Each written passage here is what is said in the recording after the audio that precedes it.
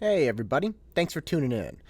The next 10 minutes are inspired by a group text and a brief stint as a server at Applebee's. I hope you enjoy it. Welcome to the engine.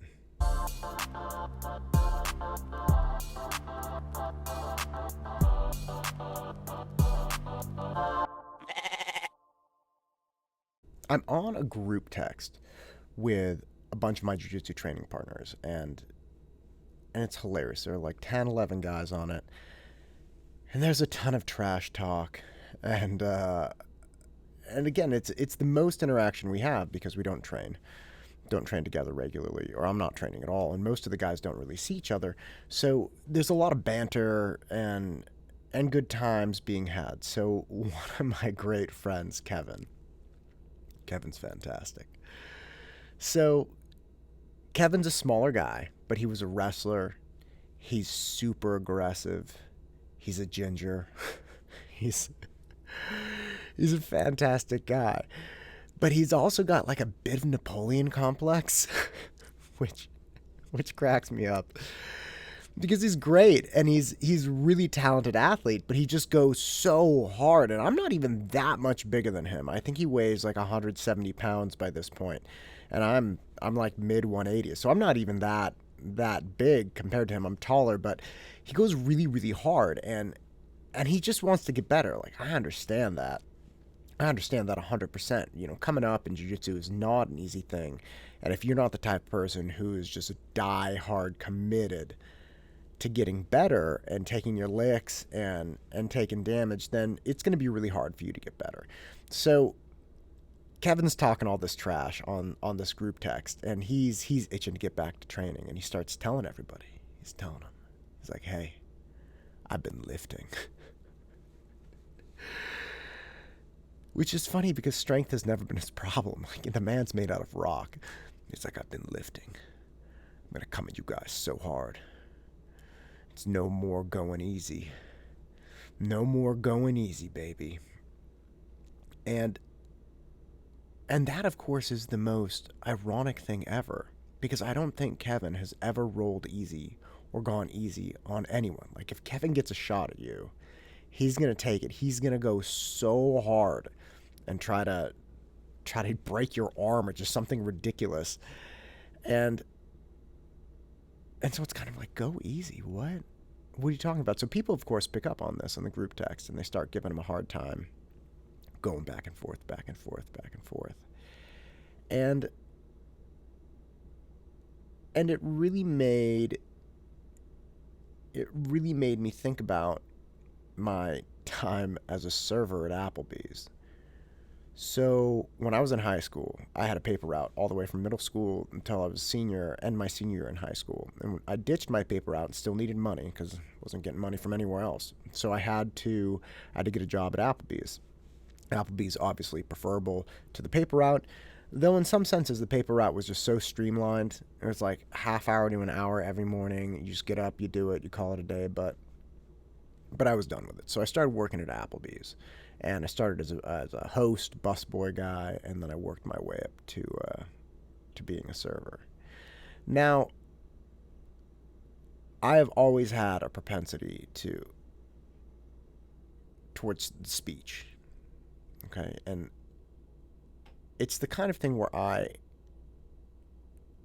talk a lot through situations. And as a younger person,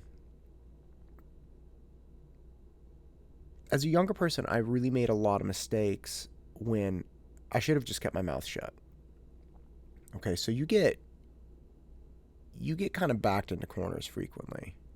It happens when you're doing something you shouldn't be doing, and that's just kind of the state of existence. You do things you shouldn't do, and that's the process of learning. And then eventually you start doing fewer things you shouldn't be doing, and then you're teaching the people what they should be doing because they're making all the mistakes, and that's just the way it goes. So I would make mistakes, honest mistakes, nothing crazy.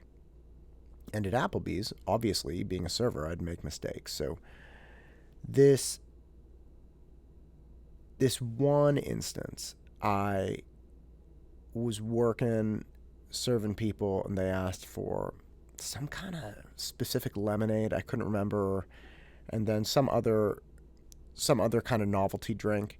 And I just took the pint glasses and I made these drinks out of the pint glasses. Took them out to the customers. And my boss, who was cool enough, was like, "Hey, what was up with those drinks? What were those drinks?" And I was like, "Oh, it was that lemonade and that, like whatever the other one was." And he said, "That lemonade's supposed to be in a different glass." And instantly I knew, first off, I didn't know that. Okay, so instead of saying, "Oh, okay, honest mistake, no big deal," I said, "Well, they requested a larger glass." And he said, "Okay, and why didn't you put the syrup on top for the other one? You put it on bottom. The red's supposed to be going down to the drink." I'm like, "Oh, they wanted to mix it with a straw." Right? Both lies. And he looked at me, and we both understood I was lying. But they were mostly probable lies, which meant that it's probable, or at the very least possible, that these people could have requested these things. And so for him to go out of his way and really dig in to find out if it were true or not, it would be like almost an awkward social interaction. He'd have to go up and say, "Excuse me, did you ask for a larger glass?" and blah, blah. And then, of course, they would ask, "Why are you asking?"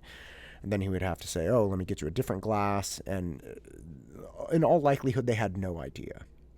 So it would have been awkward. And we both knew in this moment that I was lying. And again, he wasn't going to do anything about it.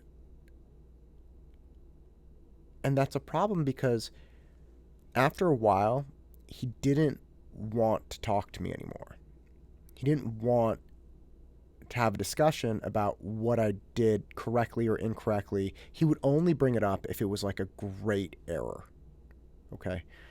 So if I had really screwed something up and, my job was on the line. But he stopped trying to help me. Now, here's the thing. As I look back on my youth, and even sometimes through my adult life, I realize I have a habit of using language like a game. Okay, so I will engage in a conversation, a dialogue, a discussion, argument, doesn't matter. And to me, it's just a language game. It's like playing chess. I'm going to try to back you into a corner. I'm going to try to position so you can't get out. And it doesn't really matter, or at least it didn't when I was younger. It didn't matter to me if I was right or wrong. I remember when I was about 22 and I realized that I could be wrong in arguments. I really, really realized I could be wrong and totally win the argument. But I knew I was wrong. I just stopped the other person from being able to object or criticize or whatever it was. I had become skilled enough with language to do that. So it was like a game with me. It was like a game, and it was almost always like this with me. That's just the way I am. The problem is, you have to have somebody who wants to play the game with you. And that's an issue. My boss at Applebee's got to the point where he no longer wanted to play the game with me. He didn't care. He was done. And they started moving me to shorter shifts, so I got, instead of having like a 4 or 5 hour lunch shift, you only get like an hour and a half or 2 hour shift, you get less money, it's a pain, breaks up your whole day, and you're only working for 2 hours. It's not that great. So I eventually started getting the lesser favorable shifts, and then I just stopped working and I went off to college. But had I not been going off to college, I wouldn't have wanted to keep working there because I got the crap shifts. And this is something that I was trying to remind Kevin of today. Because in jiu-jitsu, you can't train. There are some martial arts where you can train and you can drill by yourself. Call them katas. You do all kinds of different movements and get your body moving and balancing in a certain way, and you refine your skill and you get better in that particular venue. You can't do that in jiu-jitsu. It's almost impossible because you literally need engagement. It's like trying to wrestle by yourself. Now, yeah, look, you can practice a single leg or a double leg or you're shot in, but you can't wrestle by yourself. And you need people to want to play the game with you. You need people to want to train with you. And that's a difficult thing when you're trying to be competitive. It's a difficult thing when you see it as a game. But ultimately, what you have to realize is that it may not be a fun game for everyone. It may not be something that everybody enjoys. And I'm not saying we don't enjoy training with Kevin. Certainly we do. But who really enjoys training with somebody if they're going to go super, super hard? Or if they tell you, I've been going easy, I'm going to go crush you now. And again, part of it's just giving each other a hard time, but I think part of it may be honest too. I think Kevin's just a really aggressive, hard-charging guy, and God bless him for it. And I do want to train with him. I'd train with him right now if I could. But it made me really remember that if people don't want to play the game with you, it doesn't matter if you can win. It didn't matter at Applebee's that I could convince my boss that I had handed out the right glasses, even though I hadn't. It didn't matter me arguing with some kid on the tennis courts when I was a freshman in high school. I could recount hundreds of arguments I've had. I have a great memory where I realized it didn't matter that I was right and that I was winning.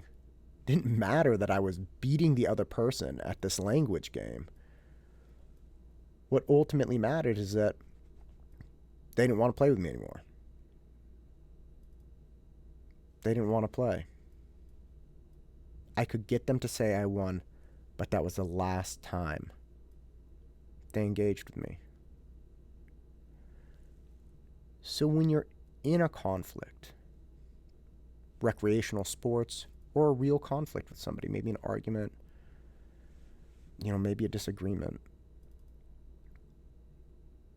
you need to remember there may be ways that you can win. There may be ways where you can get the person to do what you want them to do. Act the way you want them to act. You can get the person to admit that you're right. That doesn't mean the person will keep playing with you. So before you go nuclear, before you go for that trump card, you better take a step back and consider, look, if I do this, will this person keep playing? Because if they won't, nobody likes to be the winner, but all alone. I'm Matt Todd, and this is the engine that drives me. Go out and crush it.